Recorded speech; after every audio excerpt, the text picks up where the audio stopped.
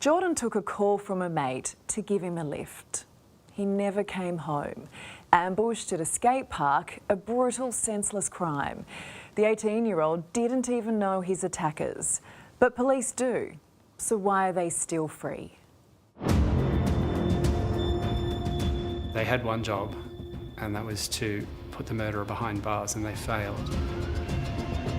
How can someone do this to my family, take my brother's life, and no one's held accountable for it?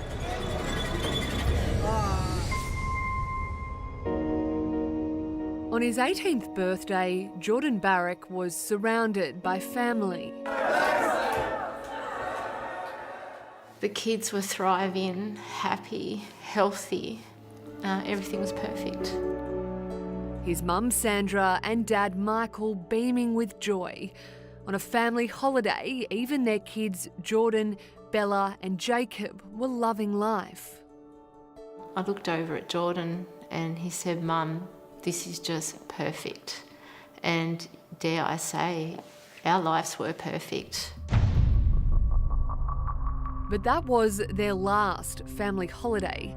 18-year-old Jordan murdered just months later in a horror ambush that would trigger a series of mystifying cold case events, leaving the family shattered. Our life is completely unrecognisable.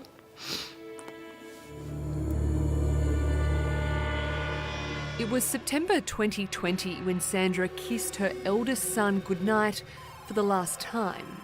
I told him to please not go to bed late because we were getting up early to go away, just to Curran Forest. And he said, "Mum, I'm not going to go to bed late, I'm going to bed soon." But just hours later, a dreaded phone call any parent fears. The phone rang and I answered it, and it was like babbling, and I was so confused, and I was trying to say, "No, Jordan's here, like Jordan's in bed." But Jordan didn't go to bed. A friend convinced him to give him a lift to a skate park on the other side of Canberra. What Jordan didn't know is his so-called friend had arranged a fight with another kid who called for backup. CCTV shows 3 cars driving into the car park. It was a trap. As soon as Jordan drove in here, his car was ambushed. The coroner ruled he then tried to reverse out, but he didn't stand a chance. In just 2 minutes, he would be dead. Jordan was pulled from his car and stabbed 6 times in the chest. His friend also stabbed in the back. 8 offenders fleeing straight after. I couldn't get close to Jordan because it was a crime scene. So, we literally stood there for 12 hours staring into the darkness of the morning and throughout the day. Jordan's life had been taken by people he'd never met before. And even at that point, I was still confused as to how our son ended up in that situation. A 16-year-old boy was charged with murder. The other offenders charged with affray and common assault. And the DPP chose to deploy a strategy of minimising the offences of those 7 offenders in the hope that they would then be compelling witnesses against the accused. The harshest sentence for those involved, a 12-month good behaviour bond. And when it came to the murder trial, the offenders weren't compelling at all. Most of the answers to the questions were, "I can't recall. I can't recall."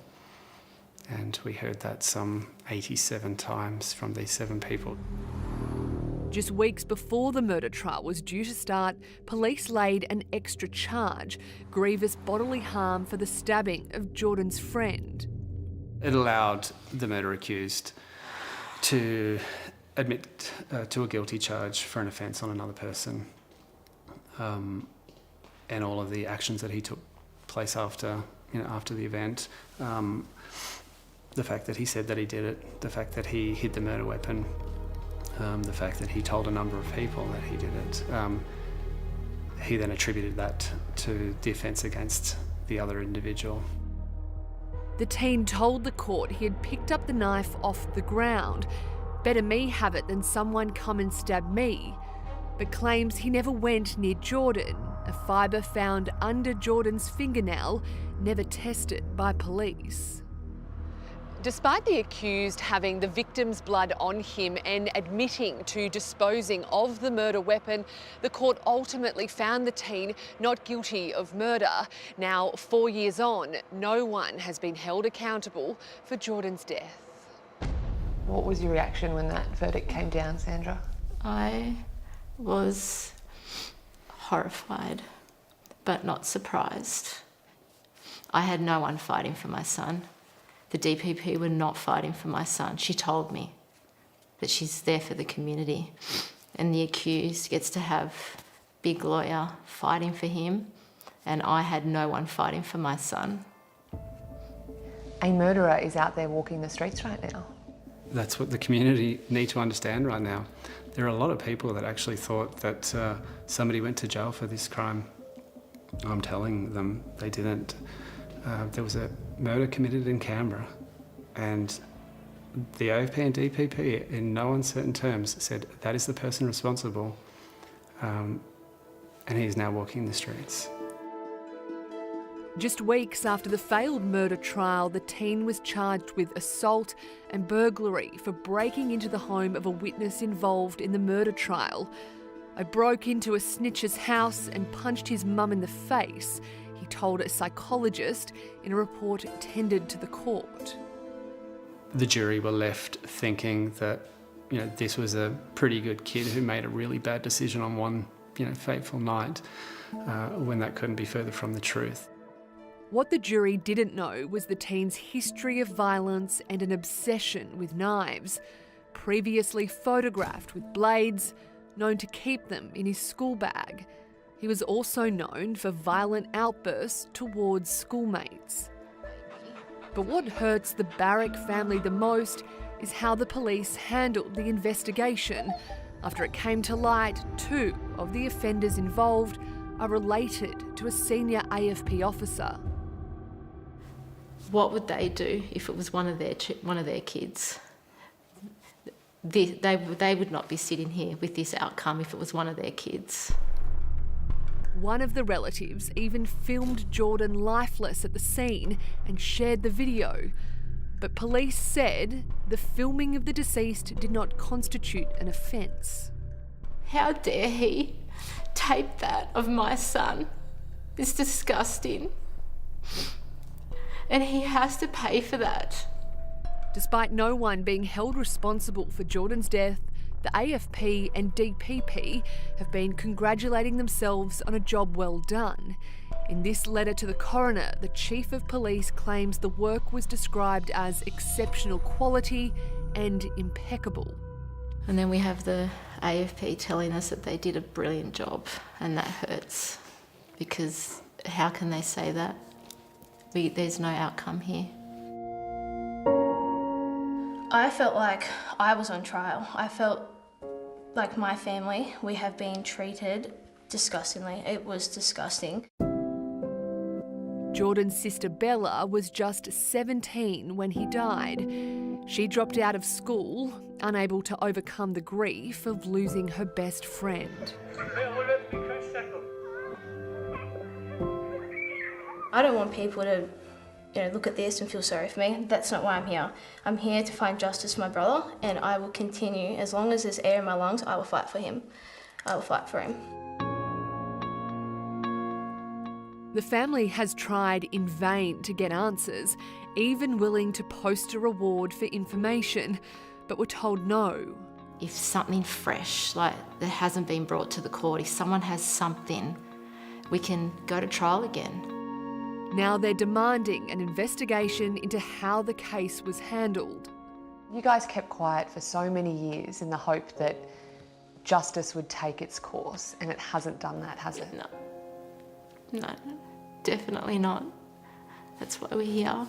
We're fighting for Jordan, and every door that gets closed on us feels like we're failing our child, which is why we keep pushing and which is why we keep fighting. 4 years on, the family still visits Jordan's grave every day. In the front hall of their home is Jordan's last project. He started doing the puzzle. I would try and help him. I never had patience for those things. He was a very much more calmer, patient person. And yeah, he never got to finish it.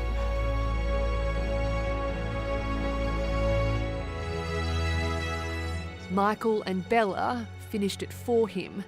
One final piece buried with Jordan.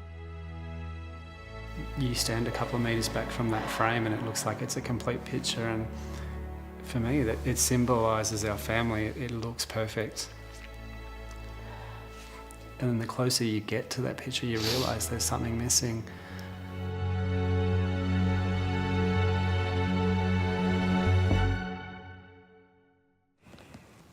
And we sent a list of questions to the AFP and ACT Police. Their responses are on our website. Their short answer is, it's done. It's over. Trying saying that to Jordan's poor family.